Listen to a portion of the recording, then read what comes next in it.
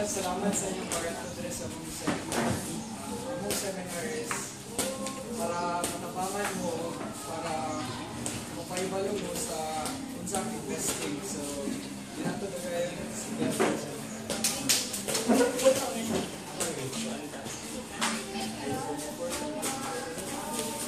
So before ka magsugod sa proper nga seminar, palaila sa amin ay kami dahil ang hulagwan of one of topics na mong first mag-talk me about tips on effective budgeting. So I know most of you kanang familiar na, kabalo na kung sa pag-budget, and also and kami mga students we are learning again. So kamo I know that dagan mo experience ani pag-budget, especially those nga nanay pamilya. So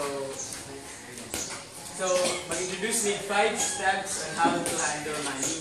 So the first step is to gather information. So is making an estimate for the amount you have collected. So ang pag-gather of information, magbuhat mo list sa tanan ninyo nga expenses, sa tanan ninyo gasto, including fixed expenses. So unsa man yung fixed expenses works for you. So there are a lot of system na pwede nyo mabuhat. Daghan ways na pwede nyo mabuhat sa pag-budget. Pero as one example kay kini siya. Envelope system. So ang envelope system kay simple na siya. Magbuha mo mga envelope katong inyo pang-categorize ng mga expenses like sa mga transportation or fare expense sa mga bata, katong rent sa balay. Inyo to siya i-label. Butyan ninyo ang envelope. Then every time nga magbuhan mo ka ng kwarta, maka-receive mo income, inyong ibutang sa envelope. So, murag itong makategorize siya, murag dili na nimo siya kailangan nga kuwaon sa tikas. Kay na naman siya allotted, na siya allocated code nga budget para ana. So that's one system, but you can customize your system. Dagan pa system nga pwede nyo mauna-unahan, and it's pwede po nga mas better pa ana na system. So next, guys, get your family on board. I think this is the most important, or kung least important nun siya, basta mas maayo yun kung involved ang family. So hold a budget meeting with your family. So dili lang kay ikaw ray nakabalo sa pag-budget, di ba? Kay kung saan man ang imong pag-budget, kung ang imong mga anak kay kanang gusto nila o kanang more pa bitaw, gusto pa nila ganong gainot mga kamay nana bitaw, so wala sila idea ganong ka-budget ka ginana. So dapat involved sila, apil lang inyong mga spouses, kay every time nga mag-involve ang family yung budget, di ba? Hindi na ito maiwasan yun ang mga conflict. Kay why save sila ba? Isa ga-save dili sa inyo ma'am. Sa asa mo ga-save ma'am? Co-op. Kanang sa balay, kanang ibang, puso ba ba? Puso ko man ang talon. Kaya dali-dali na makuha. Ako ni Ikuanin na sa certain benefit. Dadan man benefit ang savings account. Nganong kita magbutang money sa bangko? Diba? Ang first benefit, bank accounts offer convenience. Convenience siya in a way na dali, accessible, kaya siya dali ka kahit na kuna may ATM, dali ka maka-forward ka kung asa din. Kung nakaganan pa rin, hindi ka magdala-dala sa yung bag 100,000, 50,000, 10,000, 10,000, kay Ricardo na kung panahon ka rin.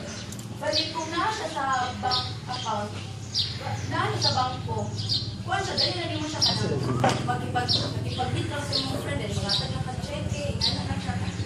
Hindi lang kayo siya, dahil lang kayo, di ba siya? And then, ang second kay safe. So, kuan ka na, ikaw, namulakaw kasi yung pala, lako, narabok ko kwarta dito. So, why not put it in the bank? Mas safe siya sa bank, and in the sense na, mutubok ko kwarta, kaya na siya interest. Accumulate siya permanently. You are not just saving na kung muna imo ang kwarta karon na bulan, nabutang kag 500, sunod bulan pag imo 500 dira na.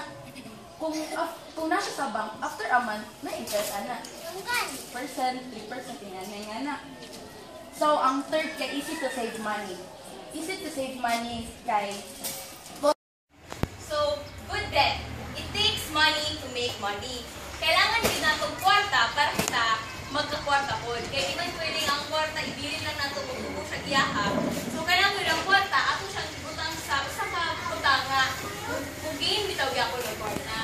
So, ang first, kaya pagdako nila, makatrabaho na sila. Ang atong giutang, mas times 100, mas times 1,000 pa.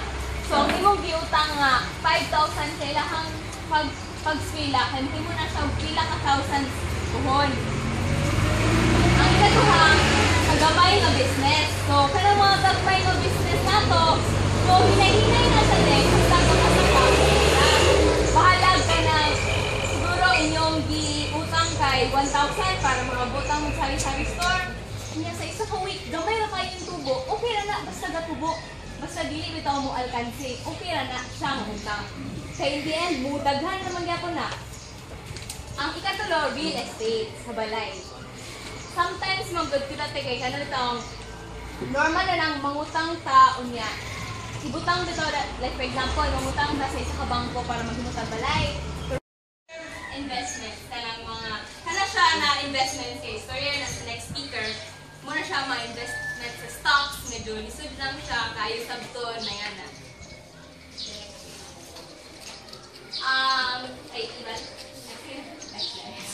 So, budget, muna yung mga utang nga, medyo maalanganin bitaw ta. So, if it won't go up in value, kung hindi gali siya musaka, ayaw na lang sudling ang utang. Kung kabalo mo nga, pagkaugma kay ma-zero na siya, di na siya musaka, ayaw na lang go into ana. So, ang first kay mga sakyanan lugar. Pero, usahay mo gudbay ka ng mga sakyanan kailangan na nato sa itong negosyo, like na ng mga motor, ingan na. Pero kanang sakyanan na kabalo mo nga, dili na bitaw din ninyo kailangan kanin mga. Dila na gis ka thousands inyong magasto. Kaya kabalo mo nga, ang inyong madawat ana sa inyong negosyo kay hinay ra. So, ayaw na lang mo pag-loan o pinanahalag ko. Ang ikaduha ka ng mga loads nga kanang kabalo mo nga, enough na siya nga kuan. Pero ang utang kung gusto mo makapagkukuan, gusto mo permi nga na.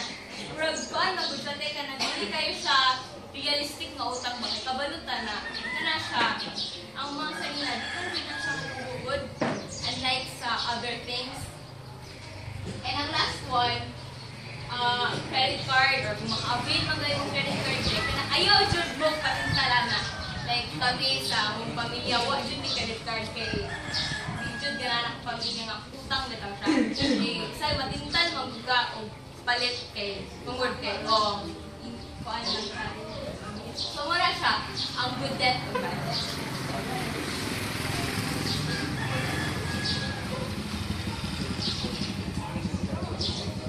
Nato karon ang usaon pag-budget at usaon pag-save. Karon kay kung maka-save ta, mas gusto man jud ta nga mas dagat ang kwarta. Kinsa may tawo nga dili ka nagkwarta. Di ba? Lain kayo kung lingon sa tawo na ganyan kay lain kayo bro. Kaya jud ang kwarta so mangita jud ang pamaagi sa pagtagan. So kani imbes i-save nato karon kay atong i-invest atong kwarta. So first atong unahan na bago ang detail to what is an investment? Ang investment kay mo ni siya nga atong kwarta atong ipahulam para mutubo siya. So mura na mo siya ipangutang pero mas tamo pa siya. So what is an investment? Well, it's a specific investment having attributes that are intended to accomplish certain goals. So, di ba kung vehicle atong unahan kay sakyanan, di ba ang purpose sa sakyanan kay idala ka padulong sa isa ka lugar na atong atuan. Ang investment vehicle, mura mo sa inana, mo ni siya itong gamiton para atong kwarta mo, ato siya sa inani nga lugar, tinutako siya. So, types of investment vehicles, na bonds, na stocks, mutual funds. Kani siya mga terms, mura mga dagko na ni siya, pero kay ginadil man sa nato ani kay mga dagko nga kwarta, so, ato yung advantage interest. So, meaning nga nagkakada ko ang kwarta. So, na-advantage ana.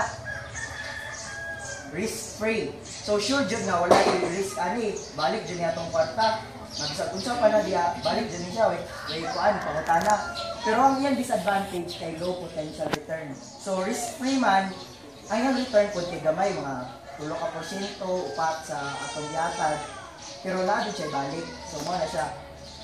Stocks, a type of security that signifies ownership in a corporation and represents a claim on part of the corporation's assets and earnings.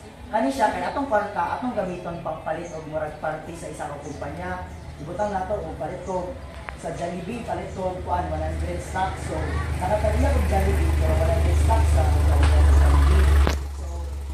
So kuan siya, ang iyang advantage kay high potential return. Karang nay familiar sa inyo unsa ang stocks. Ang last kay ang mutual funds, a collection of stocks and bonds. Ang mutual funds kay mo silang murag nag-uba na ang bonds o ang stocks. Tas imbis ito ra isa ani, isa mo ka grupo nga mga investor. Medyo mo naman sa atong ginagawa. Ang ako lang.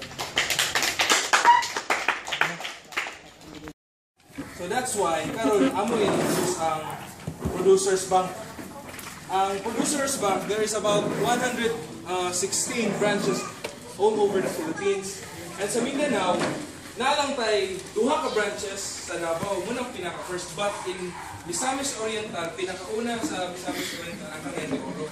And which is now located sa Lapasan. Ako pa sila nag-open ang Producers Bank.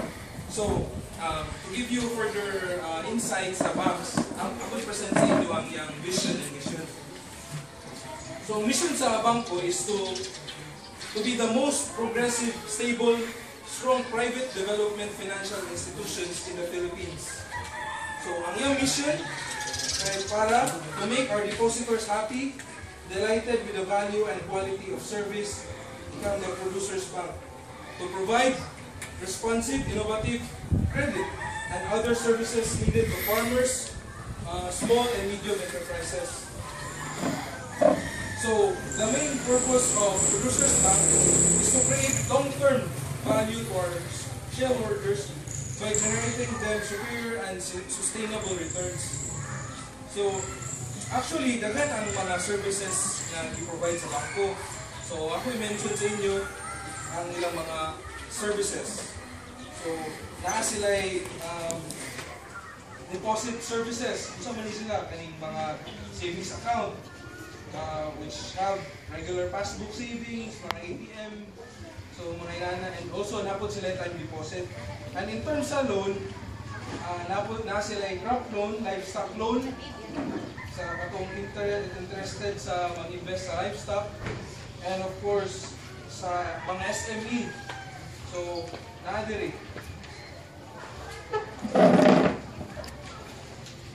So, katong gusto mag-invest sa mga rice, miller, grocery, bake shop, poultry, agri-supply.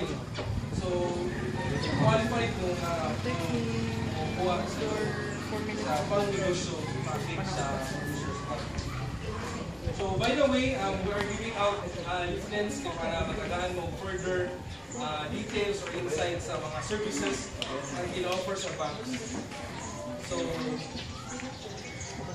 that's basically it. And ang motto dahil sa Producers Bank ay we support the local economy by helping small, medium enterprise and farmers produce more wealth. So basically that's it. So hopefully hindi na mabasa o na-check para matabangan o natay maka-invest na sa mga businesses. So muna na siya. And for that, magpa na sa mag-take sa short break. Kaya napatay continuation sa seminar ito sa PICAS Group. So, mag-take sa kasagaw snacks. Snacks!